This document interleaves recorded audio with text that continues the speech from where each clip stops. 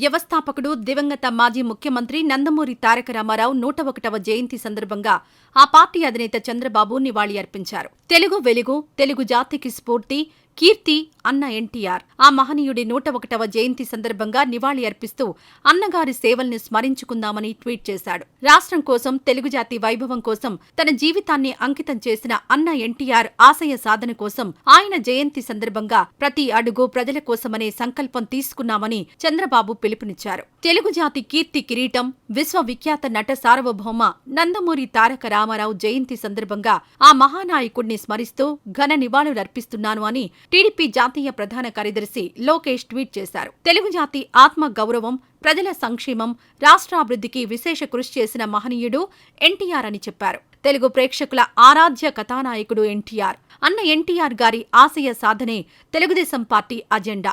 తాతయ్య నందమూరి తారక రామారావు గారే తనకు నిత్య స్ఫూర్తి అని కొనియాడారు.